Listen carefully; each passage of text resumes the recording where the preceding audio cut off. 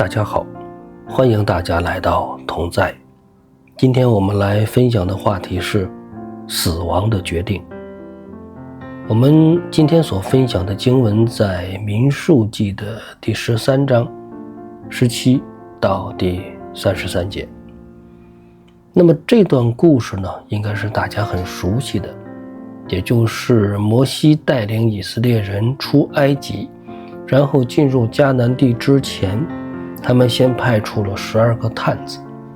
那么这12个探子呢，进入迦南地视察了一遍地形之后回报，最后呢，他们得出来一个结论，就是他们不想去。那么故事大家都很熟悉了，但是呢，当我们重新回读这段经文的时候，我们要搞清楚这段经文到底在讲些什么。我们读圣经不只是读一个道理，关键是这个道理要出于圣经。所以我们研经解经最重要的就是搞清楚经文到底在讲些什么，而不是我们是怎样理解的，也不是说按照人总结出来一个什么道理，这都是不对的。所以我们今天还是要回到经文看一看这一段圣经到底是怎么说的。那么民数记第13章呢，讲的就是这12个探子的故事，但是呢，从第1节到第17节主要讲的是这些人的名字，我们就暂时把它略过。我们从17节开始。摩西打发他们去窥探迦南地，说：你们从南地上山地去，看那地如何，其中所住的民是强是弱，是多是少，所住之地是好是坏，所住之处是营盘还是坚城，又看那地土是肥美是瘠薄，其中有树木没有，你们要放开胆量，把那地的果子带来些，那时正是葡萄出熟的时候。这是17节到第20节。那么可以看到的是，摩西向这12个人发出了一个命令，就是你从南向北，整个呢要把整个迦南地看一遍。关键的问题就是说，看那一块地到底是什么情况。这其中所要窥探的内容包括百姓的情况、土地的情况，以及这块土地上的城乡结构，以及整个军事的防御情况。另外比较重要的就是这一块土地上的土产都是些什么样的。那么这一段经文呢是很简单，我们呢接着往下看。21节，他们上去窥探那地，从寻的旷野到利河，直到哈马口。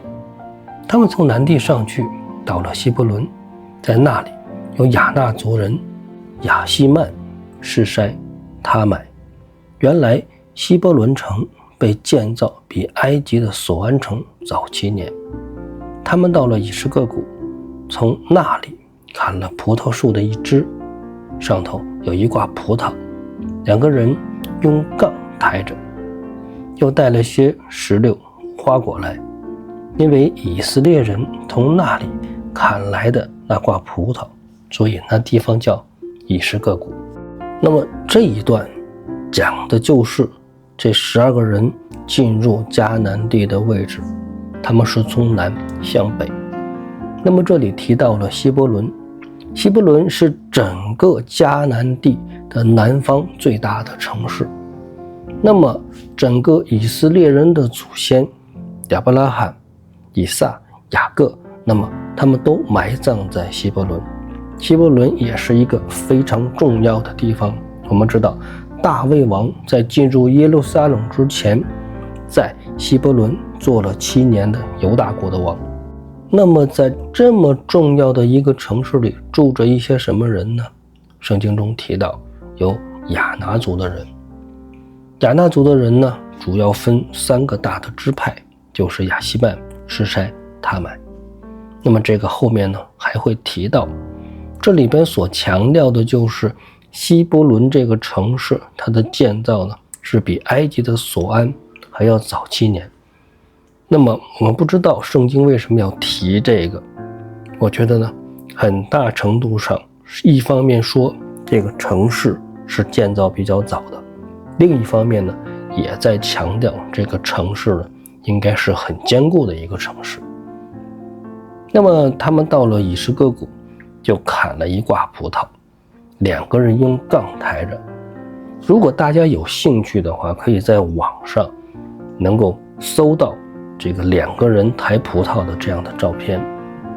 那么我们日常的印象中，一挂葡萄都是很小的，有手掌那么大就可以拿得住。但是犹太地这个地区的葡萄是不一样的，我们可以在网上搜照片的时候就可以看到，这一挂葡萄是非常的巨大，真的是需要2个人抬。那么这里为什么要强调这个呢？就是要告诉大家，整个犹太地真的是神所应许的那种流奶与蜜之地。因为整个按照犹太全地的分布来说，它的南部地区是比较适合于耕种的，北部地区是比较适合放牧的。我们知道耶稣是北部人，所以说耶稣经常举例的时候呢，就会讲他是一个好牧者。那么南部这个地区大面积的平原，北部是山地嘛，南部的大量的平原呢，就适合于耕种，而且这里边的果实真的是很肥美，真的是神所应许的那种特别肥美的土地。那么我们接着往下看，25节到29节，过了40天，他们窥探那地才回来，到了巴兰的旷野的加底斯，见摩西、亚伦并以色列全会众，回报摩西、亚伦并全会众，又把那地的果子给他们看，又告诉摩西说，我们看到了你所打发我们去的那地，果然是流奶与蜜之地，这就是那地的果子。然而住在那地的民强壮，城邑也坚固宽大，并且我们在那里看见了亚纳族的人、亚玛利人住在南地，赫人、耶布斯人、亚玛利人住在山地，迦南人住在海边，并约旦河旁。那么这一段所说的就是这12个人经过了40天就回来了。40呢，是圣经中出现很多次的一个数字，也是一个特别的数字。我们知道大洪水是整整下了40天的雨，那么以色列人在旷野生活了40年，这12个探子进入迦南地是40天，耶稣在旷野中也是40天。以色列人的王扫罗、大卫以及所罗门都是做王40年。还有一个40，就是摩西上西奈山和神见面，也是40天。所以40真的是一个很有趣的数字。但是为什么是40呢？我只能说不知道。这个事情呢，也许有一天到上面去的时候，可以亲自去问一问神，到底为什么是40。我们在地上是没有办法解释这个40的，只能是说圣经是这样写的，我们呢就这样记就是了。那么这12个人40天到了迦南地回来了，带回来很多当地的土产，那么拿着这些土产来告诉摩西，让他们所打探的那地真的是流奶与蜜之地，因为这果子土产真的是很好。然而呢，话锋一转，他们就提到了那地所住的各个民族的人，包括亚纳族的人、亚玛利人、赫人、耶布斯人、亚摩利人、迦南人等等。那么他们所得出的结论又是怎样的呢？我们看30节到33节，迦勒在摩西面前安抚百姓说，我们立刻上去得那地吧，我们足能得胜。但那些和他同去的人说，我们不能上去攻击那民，因为他们比我们强壮。探子中有人论到所窥探之地，向以色列人报恶信说，我们所窥探经过之地是吞吃居民之地，我们在那里所见的人都是身量高大，我们在那里看见亚衲族人，就是伟人，他们是伟人的后裔，据我们看自己就如蚱蜢一样，据他们看我们也是如此。那么这一段所讲的就是12个人中，迦勒首先说话了，说经过他的分析和看见，现在上去，现在进入迦南地，马上就可以得到那块土地。但是呢，跟他同去的那些人所得出来的意见是不一样的。那些人说不能去，因为那个地方的人呢太强壮。然而呢，这还不是最严重的，一部分人呢向整个以色列的会众继续散播更恐怖的谣言。他们怎么说呢？他们说，我们窥探经过的地方那是吞吃百姓的地方啊。换句话说，进去之后那就是九死一生，甚至可以说就是必死无疑。因为他说，他们看见那块地里所住的人都是伟人。伟人是什么意思？伟人就是巨人的意思。我们在诺亚洪水的时候看到过这个词，也就是巨人。这里边的巨人呢是一个专有名词，这里边所专门指代的就是强大而且邪恶的战士。也就是说，他们所回馈过来的信息就是那地的居民都是强大而且邪恶的战士。那么也有人进行过考古，说这里边所指的亚衲族的伟人，有人说这些人呢平均身高是2.1米，也有一部分人说这些人的身高平均是2.7米。我们看到后来大卫王在击杀歌利亚的时候，那么歌利亚就是这样的一个巨人。然而在大卫王的那个年代，歌利亚是比较少的。这12个探子中的好多人说，现在你们要去的那个地方遍地都是歌利亚，遍地都是这样的巨人，而且呢，他们看我们就像人看一只蚂蚱一样，蝗虫，就这么夸张。所以说这就在以色列百姓中引起了巨大的恐慌。因为今天我们只分享13章，那么后边14章就带出来结果了。那么结果就是他们不想去，原因呢就是派出去12个探子中，除了迦勒和约书亚以外，其他10个人都带来的是坏消息。那么今天我们主要就要说一说，为什么这些人会带来坏消息。我们看这一段圣经的时候，我们可以得出来一个结论，就是这12个人，他们眼睛所看到的东西应该是一样的，他们都承认迦南地是一块流奶与蜜之地，因为带回来那么多的果子土产，说明那个地方的土地是很肥沃的，而且那地方呢住的各种各样的人，营垒呢也是比较坚固，那么证明这块地是很不错的一块地。但是我们经过前后文，我们看到了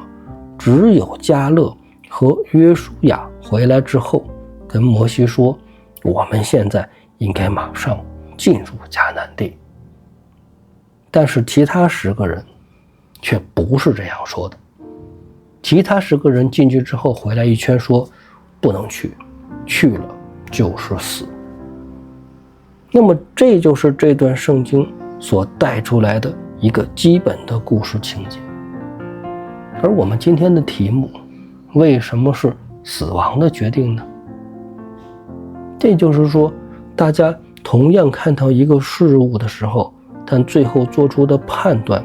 却是不一样的。那么我们首先要看实际情况，实际情况就是他们所经历的是一样的。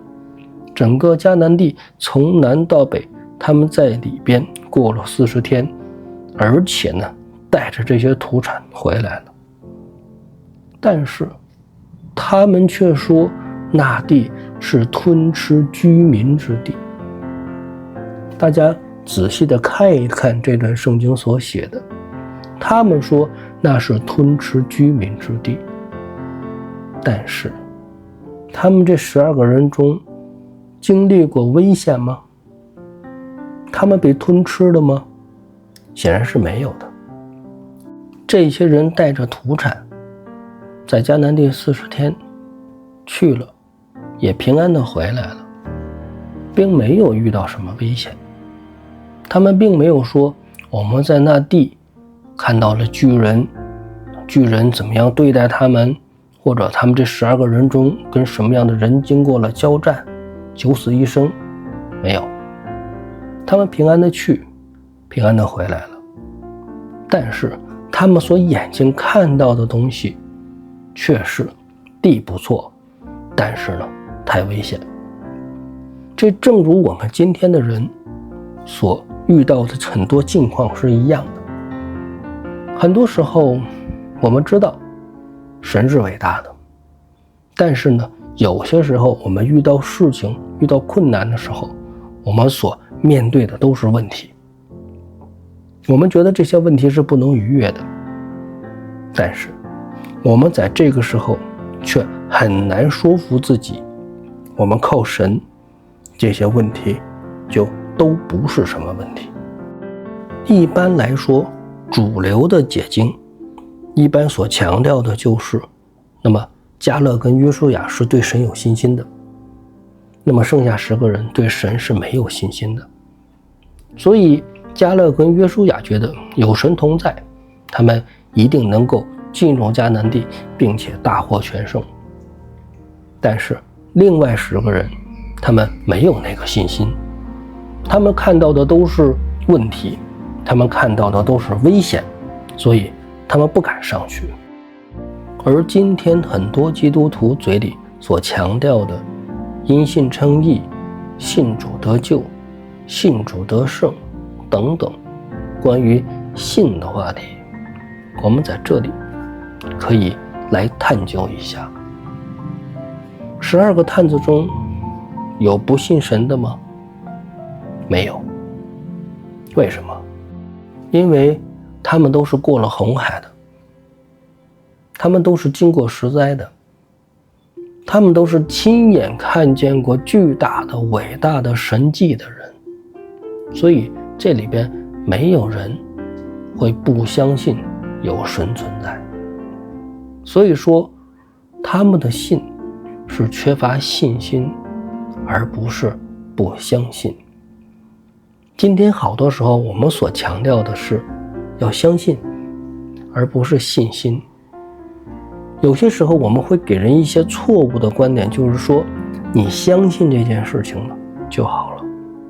但是呢，我们通过12个探子这里边所看到的就是，其实他们没有不相信的，他们都相信，但是他们面对困难的时候，他们没有信心。所以今天我们再回来解释因信称义、信主得救等等话题的时候，这个信更多的指代的是信心，而不是相信。其实信有一个很好的解释，就是依靠的意思。迦勒和约书亚他们觉得依靠主是没有问题的，其他10个人他们觉得不想依靠主，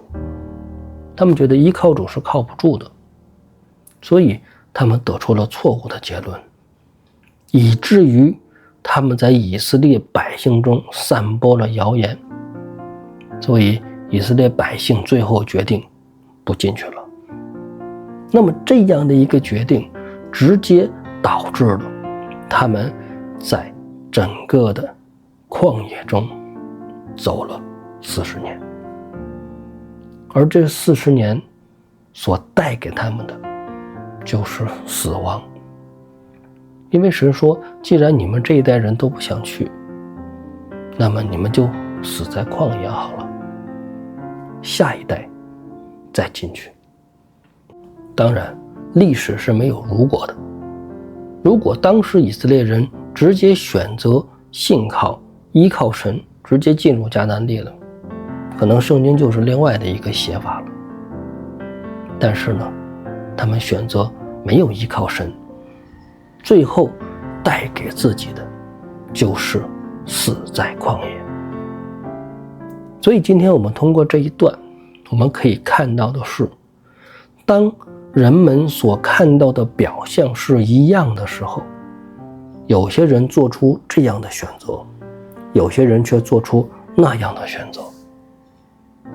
最后所带出来的结果就是有些人选择了生，有些人则选择了死。今天也是一个信息混乱的时代，网络中教会里会有很多这样的说法那样的说法。那么弟兄姊妹们，今天你是愿意听迦勒听约书亚的，还是愿意听那10个人的呢？虽然我们不能直接这样的去比喻，那么12个人中只有2个人讲的对，10个人讲的都是错的，我们不用这样的比例来形容今天的这个信息时代。但是我们可以说的是，今天的确是各种假消息满天飞的。那么这些假消息往往会直接影响你的判断，那么你自己所做出的选择和判断直接影响的就是你自己的生命。所以当我们面临选择的时候，